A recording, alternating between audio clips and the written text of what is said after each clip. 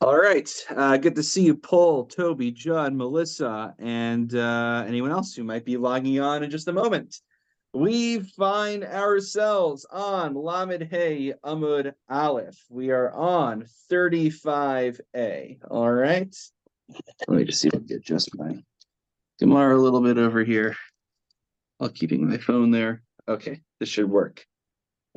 Just getting adjusted. Okay.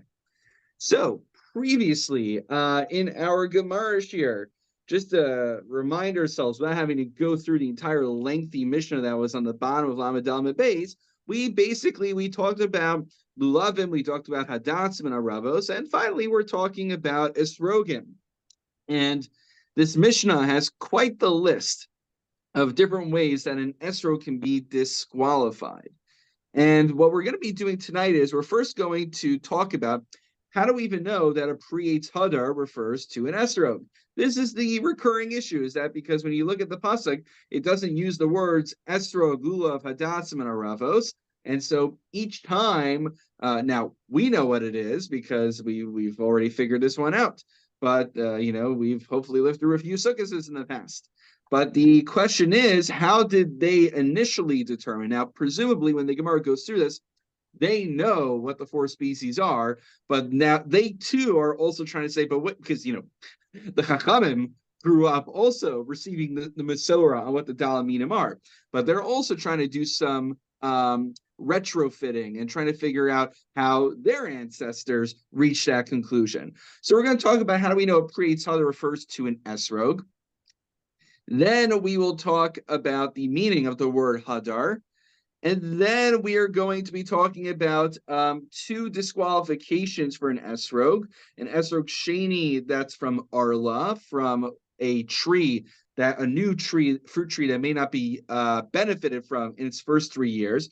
And we'll also talk about what about using an esrog from meiser sheni.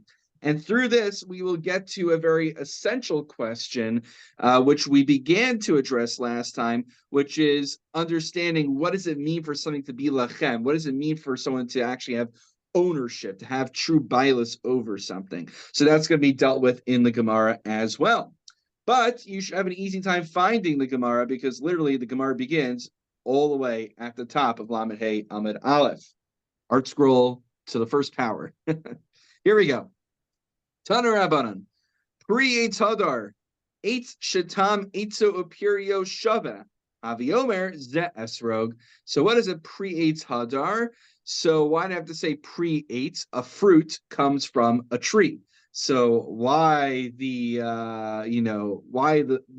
extreme verbiage over here? So the reason is because it's telling us a pre, which its eitz shares a similar flavor. I've never bitten into an esrog tree branch, but apparently you will get some esrog flavor if you ever want to try that. But the thing is that esrog is not the only thing that grows from the ground that shares a similar flavor with the branches that it grows from. The amapalpalin, what about pepper? And now how do we know that this is true for pepper? So we take a little bit of a detour here to show where we derive this from in a brisa. Kedetanya. Rabbi Meir Omer mimash v'shenemar unatatim kol eitz. It says in the pasuk, you shall plant any tree. Any odea shehu eitz machal. So, but why do you have to say? If you look at the pasuk, it says eitz machal. The full pasuk, you'll see it on the side of your Gemara. When you will come to the land of Israel, and you will plant any tree that provides food, etc., etc. So it's talking about arla, but why does it have to say eitz machal? Again, this seems to be superfluous. So matam lomar eitz machal, eitz shetam eitzo upirio shava. It's to include even something that the tree and the fruit share the same flavor. Haviomer zelpalpalin. This refers to pepper. Lamdecha shapalpalin chayavin ba'arla. It teaches that even pepper is chayiv in arla. It may not be benefited from. Meaning, I would think that pepper doesn't constitute a tree. Kamash Malan. pepper is a kind of tree. And just a parenthetical within a parenthetical, Ve'ein Eretz Yisrael Chasera Klum, and there is nothing missing in Eretz Yisrael. This is like one of those one-liners they like to quote in the Aliyah push when I was in yeshiva. Shenemar lo sechsar kolbo. It says there's nothing missing. You could even get pepper when you come to Israel, guys, in addition to the cherry tomatoes. Remarkable. Right? Because they don't talk about pepper in the Stand With Us stuff. They only talk about the cherry tomatoes. So I'll tell you, there's pepper also there in Israel as well, apparently. Point being is, well, maybe Prietz Hadar, if a Prietz Hadar is a fruit that shares a flavor with the tree that it comes from, why maybe we should be imagine all the people sneezing as we go around for Hoshanis if we have to hold pepper instead of an esrog. But as you might be wondering, how does one even hold pepper? Like, what does that look like? So that's Rabbi, don't they mean like a green pepper or something? Like a green pepper, a red pepper, not no, like the seed pepper seeds, the like what you make black pepper with. I think that's what it's referring to. What green pepper doesn't grow on a tree. Well, I think that's the chiddush. That was the chiddush, is that you would think it's not chayiv in arla, but it is chayiv in arla. But what is how does the Yard Scroll define it? What do they tell you for pepper? Pepper. They just say pepper. Yeah. Well, here's the thing, because the Gemara then responds is, how does it work? Are you going to hold just one of them? The reference here is to those peppers that are ground up and used as spices. Exactly. But it's okay. All right, not to the peppers, but it's not. But you're not holding like a nice crunchy piece, like a full pepper. And this is the issue, is that but it starts out as a fruit. I mean, right. It doesn't start out as the all grinded up, but that's how it becomes. So the Gemara responds and says, in theory, how would one even go about holding it? Do you take chara? Do you take like one little grain? Lo mikro lekichasa. There's nothing. There's no mamashes. It's an interesting concept. By the way, we're not going to delve into it tonight, but it's the idea that if you can't sense that it's there, you can't recognize it, there's something lacking. I don't know if anyone draws the connection, but it's literally just came to me on the fly. If you remember, literally on Beis and Av, at the beginning of Masechta, one of the reasons of the Gemara that a sukkah over 20 amos is puzzle is because l'sholta be'ena, you can't see the top. You don't feel like you're in a sukkah at that point when the roof is just that high. So there's something lacking in the taking. And then ninko treo tlasa, you say like, okay, I'll take a whole pack of pepper. But once you take 2 or 3, echad amar achmana, l'shaim v'shlosha, it says peri, not peros. It's a singular language. So lo shnaim v'shlosha peros, hilkach lo efshar. So therefore, apparently esrog is the only thing that fits the definition. So we wind up with an esrog. Again, it would have been really funny if we're walking around with like pepper packets. People were sneezing everywhere. It'd be quite interesting if history were like that's like one of those Toby. It could be one of those like Twilight Zone episodes, right? Imagine in the Twilight Zone they bring pepper on sukkahs. Ooh, that's scary stuff. Anyway, now that we're done with that section, we're gonna have 3 different interpretations, though I wouldn't say they're mutually exclusive. They're not. They all really get to the same point of what the word hadar means, right? We say pre-eitz hadar. Now hadar we say means like beautiful or nice, but depending on how you punctuate it, it could actually convey something further. Rabbi Omer, al tikri hadar ella hadir. A deer is like like a corral or like a fenced-in area that you bring animals or sheep into. Ma dir ze yeshbo gedola mukutanim tmim bali moment. Just as corral is that what's the proper English for it? Corral? No, it's what do they put in the art scroll there for deer? What's the proper English for it? I just want to make sure I'm using proper English. It means an area that animals are brought into. A corral. Starts out as a sheep pen. Okay, very good. Okay, so just like in a corral, you have big animals, small animals, complete animals, bali mumin, blemished animals, right? It's starting to sound like one of the books I just read tonight before she went to sleep. All different kinds of animals. So too for esrogim, you can have big ones, small ones, full ones, blemished ones. But then the Gemara says, which is probably what you are thinking yourselves, Atu shar I'm pretty sure all fruits have a range of sizes and qualities to them. This is not unique to an esrog. Elahaki kamar,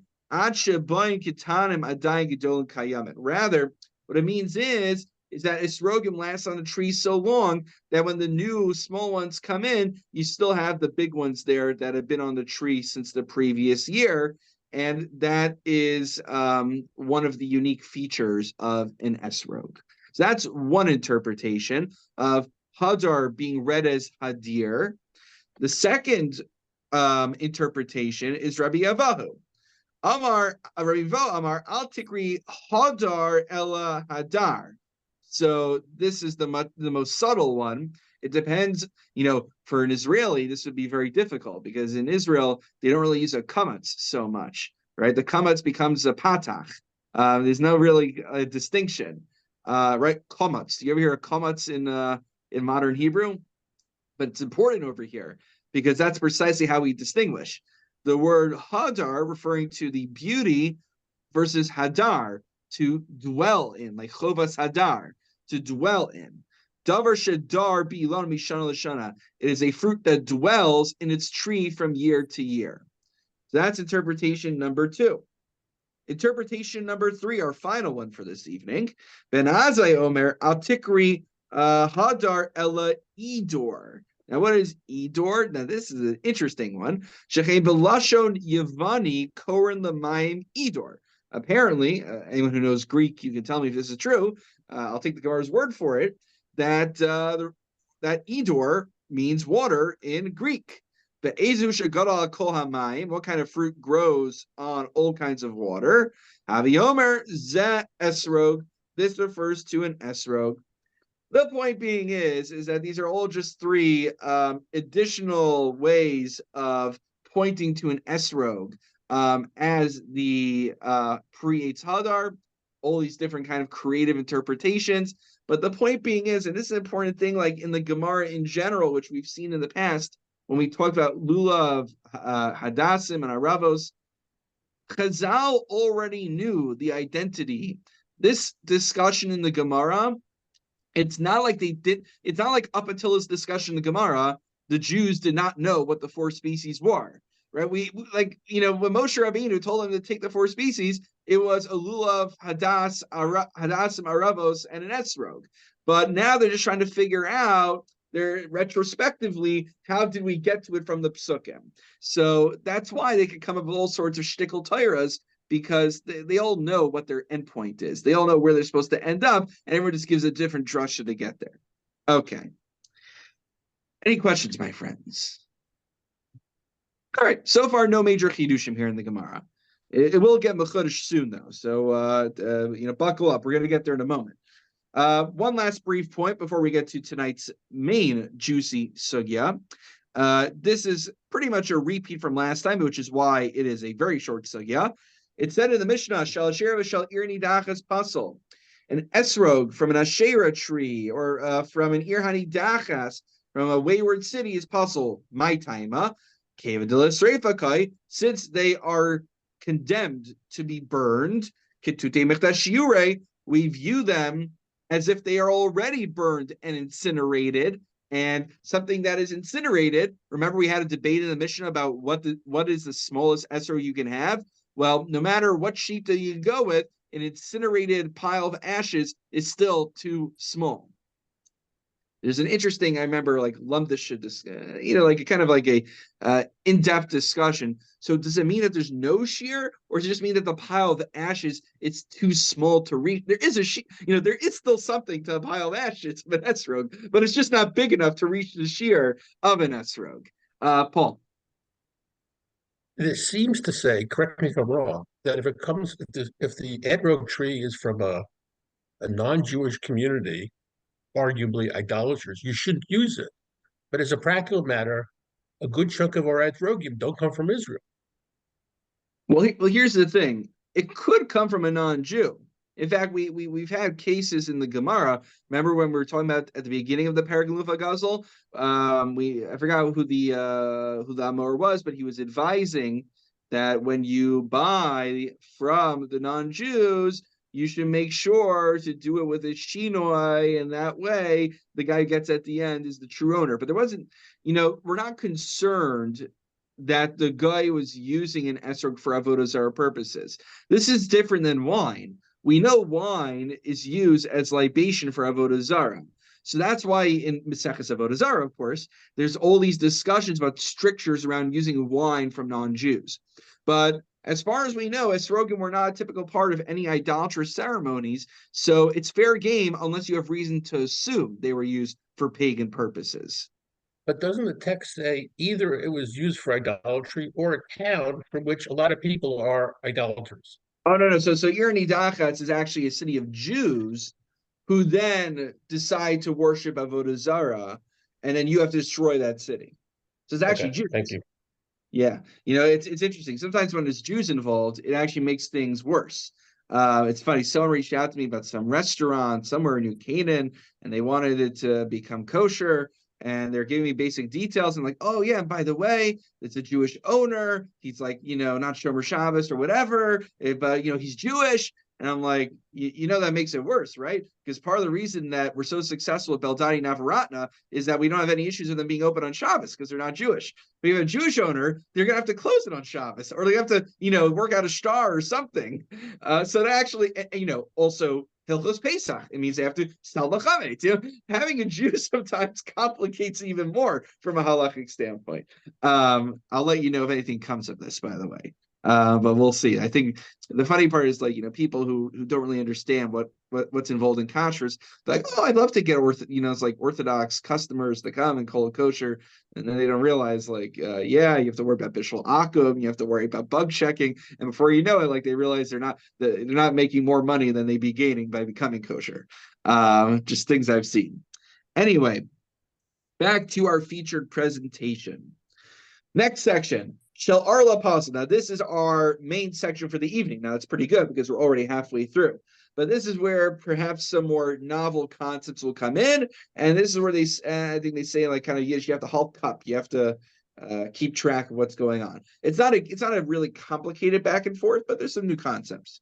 So we'll try to go through it carefully. My taima. So it says in the Mishnah, Shel Arla Pasul, so Arla, again, is a fruit tree. In its first 3 years, it is not meant to be benefited from.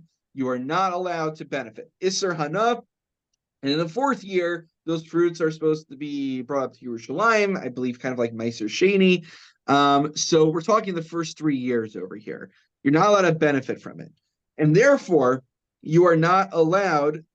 You're not able to use it as an esrog. Now, what's the issue here? My taima, what's wrong with the fact that I'm not allowed to benefit from Arla? Why can't I use it for the mitzvah of esrog? In fact, we even said mitzvah slavle hanos nitnu, that performing a mitzvah is not called benefiting from something. So what's the problem here? So the Gemara says as follows.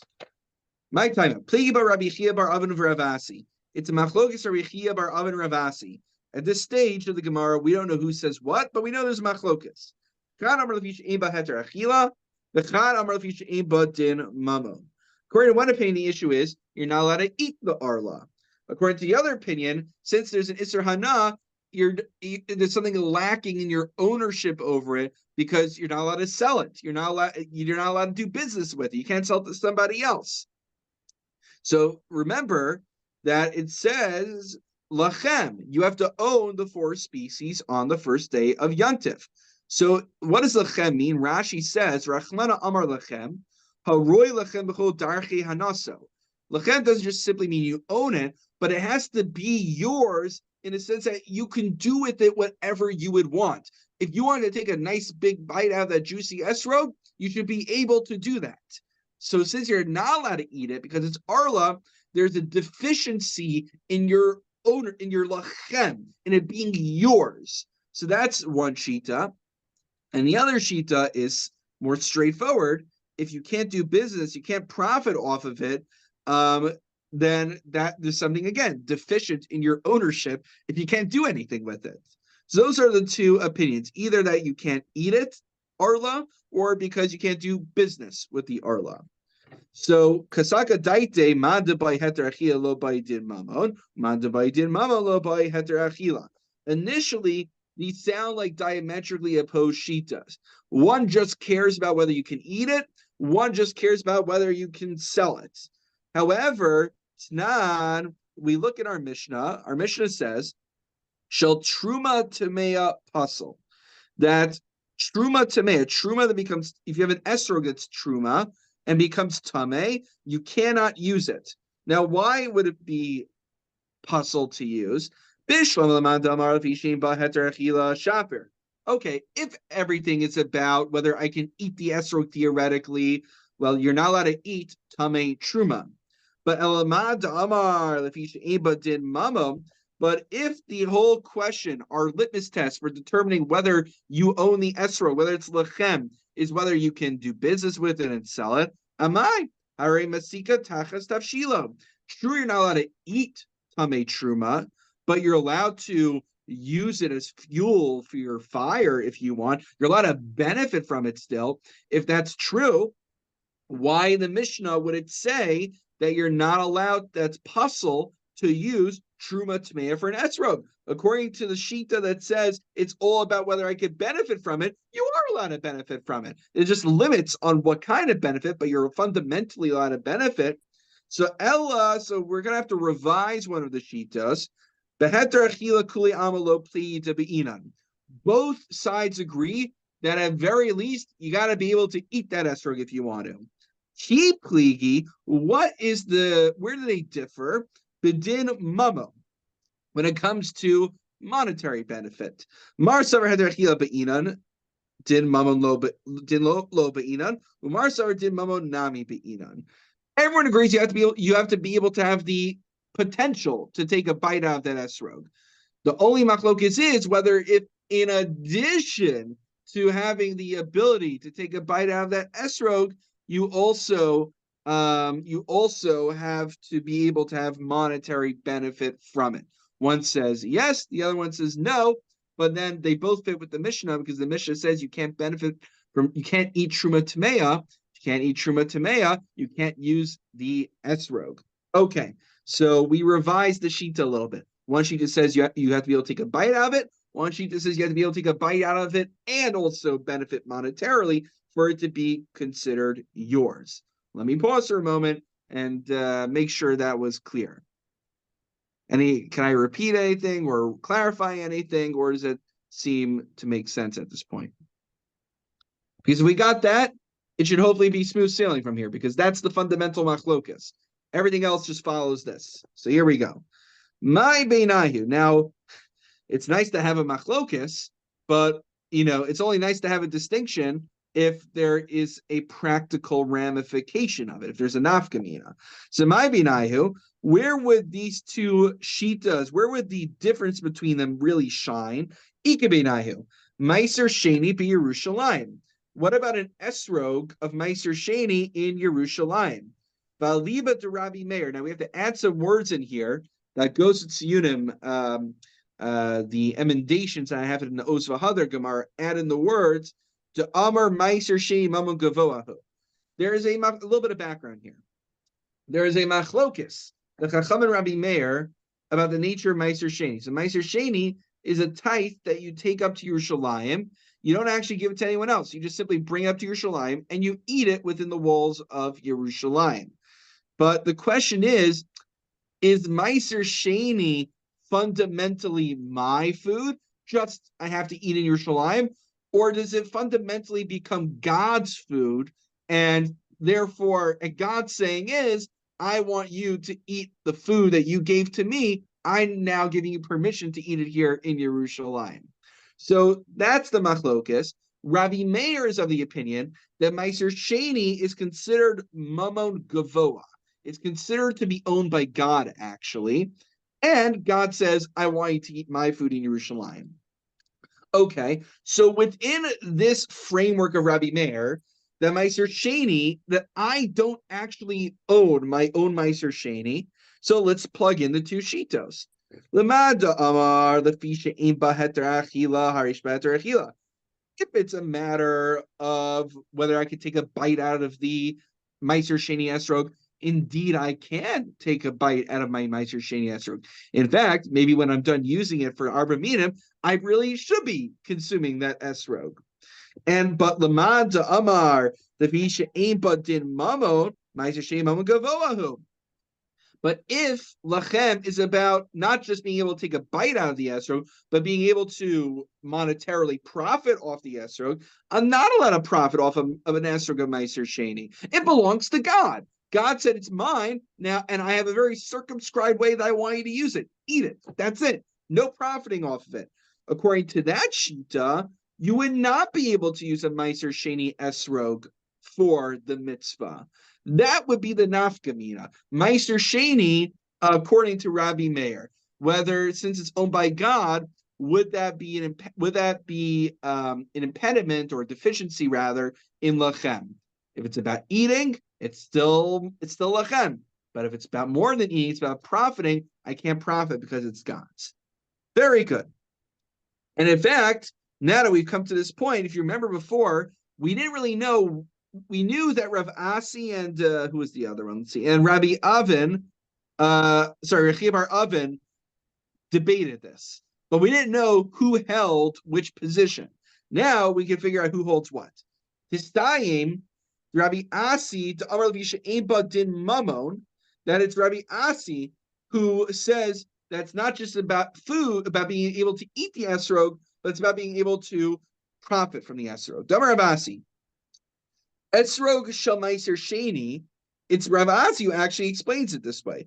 He says, in esrog of meiser sheni, l'divrei Rabbi Meir, ein adam yotzi bo yidei chavos b'yom tov. According to Rabbi Meir, you would not be yotzi with that esrog for the mitzvah because it's not yours; it's God's esrog. And l'divrei chachamim, adam yotzi bo yidei chavos b'yom tov, that a person would be yotzi with meiser sheni because even though it's God's, I'm allowed to eat it. If I'm allowed to eat it, that's lechem enough to call it my esrog for the purposes of lechem. So tistayim, very good. Rav Asi is of the opinion that you need to be able to profit in addition to eating it, and Rechiya bar Avin is the one of the opinion that you just have to be able to take a bite out of that juicy esrog. That's what we figured out. Excellent. Final section of our Gemara for this evening. Now, I want to give credit where it's due. Quick question. Yes, Judd. Isn't Meiser Sheni permissible to exchange it for money when you take the trip to Yerushalayim? Yes, but then you're supposed to buy fruit in Yerushalayim. What? Correct. But then you're supposed to use those coins and buy fruit in Yerushalayim. But if you're selling it, then you're exercising control over it unilaterally. You're saying it's because I'm allowed to transfer onto coins and then take those coins to Yerushalayim and then purchase food there to eat. But I think it's a very circumscribed use. Like you're not allowed to do anything else with this money. The point of the money is to then buy food and eat the food. I'm not allowed to I have no choice in what I'm using that money for, right? That's not called profiting, I would think. So what happens to the fruit that you sell on the way that you sold to someone who is not in Yerushalayim? Wait, so the fruit I left at home? With that fruit to the new owner. The food I left at home, you're saying, or? Yeah, the food that you sold. It seems to lose its identity. You don't sell it, meaning you redeem it onto the coin. Redeem it. Yeah, it's as But when you're redeeming it, you're redeeming it on your way to Yerushalayim, not in Yerushalayim. No. So what you do is at home, before you even journey to Yerushalayim, you have your food as Meiser Sheni, you declare it Meiser Sheni, and then you say, I am adding, and in fact, I believe there's an extra fifth, if I'm not mistaken, that you have to add on, like there's like a surcharge, a percentage you have to add on. You know how taxes work, right? Yeah, but I think what Judd is asking is, what happens to that esrog that you've now flipped for coins? Can the person who bought the esrog from you use it? Yeah, that's Wait. what Because he's not in Yerushalayim. Wait. I have, okay, sorry, scenario. I have food at home, right? I transfer onto coins. I bring those coins to Yerushalayim, and then I buy an esrog with those coins, right? but you No. sold. I've got an esrog, right? It's a Okay. Meiser Sheni esrog. Yeah. Okay. Now I'm going to Yerushalayim but instead of bringing this esrog, I flip it into coins. Yeah. So the Meiser Sheni esrog is still outside of Well, Yerushalayim. It's no longer Meiser Sheni. It's regular chulin now. The whole point is that you've taken the kedusha from the Meiser Sheni and put it onto coins, and you're gonna transfer from the coins onto new food that you buy in Yerushalayim. So you could use that esrog? It's not Meiser Sheni anymore. It's no longer Oh. Meiser Sheni. That's the whole point. The whole point is that you don't want to schlep all these fruits to Yerushalayim.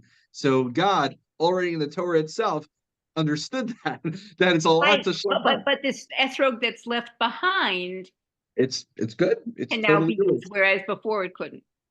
Before, arguably, it couldn't, depending on how Right, you depending on that. exactly right. Depending on this debate here in the Gemara, precisely. Yeah. Okay, good. Glad we clarified that. Back into the Gemara, we're up to the words gufa. So gufa, as it always indicates, means we're going to delve a little bit deeper into that last point we just brought up. Gufa, Amar Rav Asi, Esrog Shel Meiser Sheni. So let's see Rav Asi's full discourse. Esrog Shel Meiser Sheni, the Divrei Rabbi Meir, Ein Adam Yotzi Bo Yidei Chavos B'Yom Tov. The Divrei Chachamim, Adam Yotzi Bo Yidei Chavos B'Yom Tov. So Rav Asi is basically giving his whole philosophy over here. Rav Asi is the one of the opinion who says you can't just have the ability to eat it, you have to have the ability to profit off it. So according to Rabbi Meir, you don't have the ability to profit off Meiser Sheni because it's God's money. But according to Chachamim, it's still yours fundamentally. It's still fundamentally your money, so to speak. So therefore, you could use it as an esrog on Yom Tov and then proceed to eat it afterwards. And now here's where things get interesting.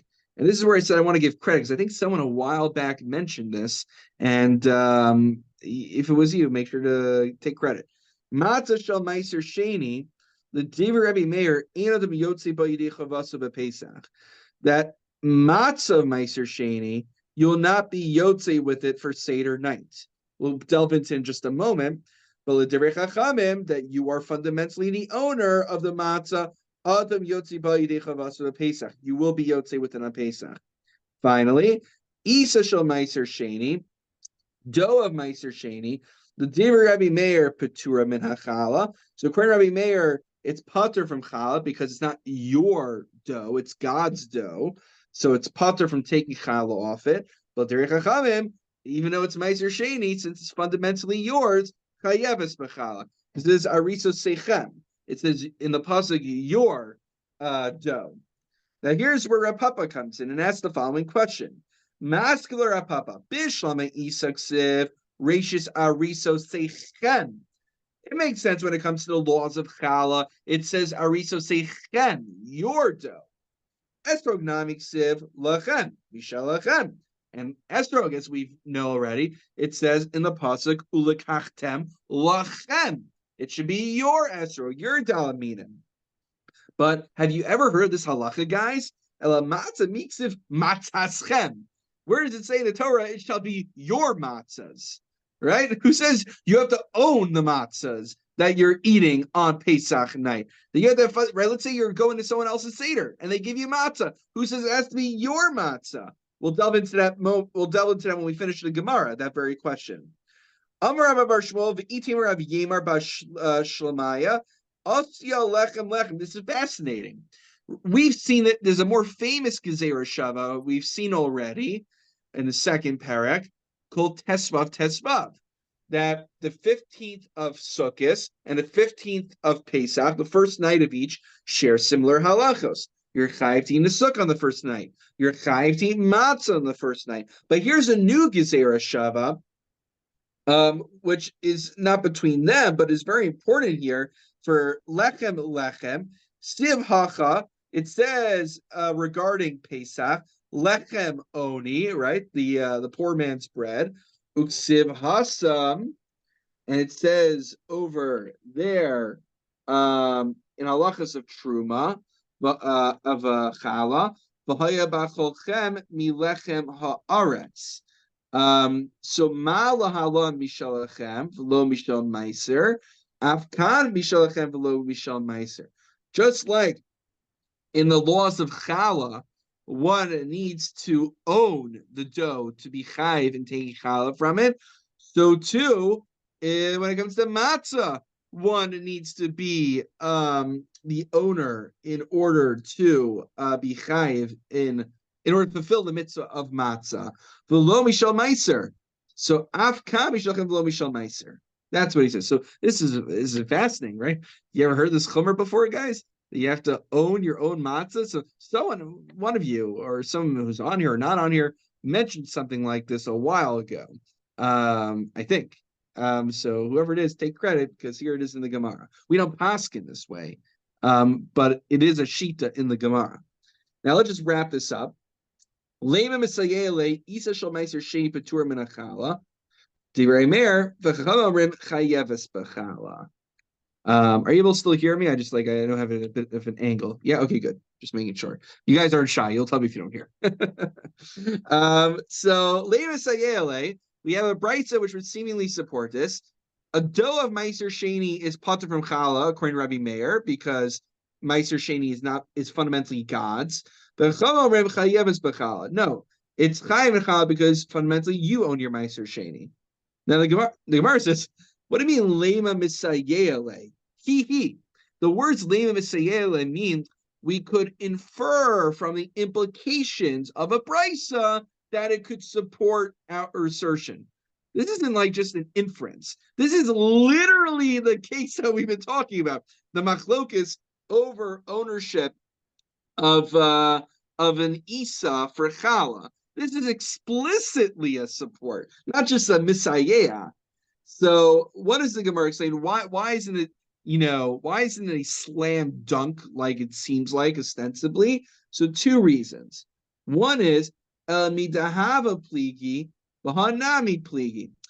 This is how you have to read the words le'misayeh. Rashi explains that asiyata de esogu matzah kamar, meaning the inference is here. It only gives us this machlokis vis-a-vis the mitzvah of challah. The inference is the same way Rabbi Meir and Chachamim have a fundamental machlokis vis-a-vis challah about whether you are the owner and thereby chayiv in it. Their machlokis carries over to whether you are considered the owner of a Meiser Sheni Esrog or an owner of a Meiser Sheni Matzah. So that's the Lema Misayeh, because it doesn't explicitly address the case of ownership over Meiser Sheni Esrog and Meiser Sheni Matzah, but it comes very close, and that's why it's Lema Misayeh. Or Odilma Shiny Isa Damarkara Ariso Sechem Trey Zimni. Or maybe the reason it's not a slam dunk is because I could have the Havamina to say, since it says the words Ariso Sechem for Challah twice, maybe there for dough, for Challah, Rabbi Meir was all in and said, no, you have to be the absolute owner. And if it's Meiser Sheni, you're not chayiv in it. Maybe when it comes to matzah, which it doesn't even say lechem, it's Zer Shava, and maybe when it comes to Esrog, which just says lechem once, I don't have to be the absolute owner of it. Maybe Meiser Sheni would be chayiv or sufficient to be yotzei the mitzvah of Esrog and matzah. So that's the Kamash B'Lam, why it's a lema misayeya. It's not a slam dunk, but it's a pretty good support nonetheless. Okay. Now, I didn't want to schlep my Kovitz Mefarshim in the shul, so I printed it out what I want to share with you instead. The Sfas Emes. Now, everyone always, not everyone, but generally when we hear the Sfas Emes, you might hear him in a Shabbos morning sermon. He's a little bit more well-known for his Divrei Torah, for his ideas on the Parsha, than he is for his Perush on Gemara.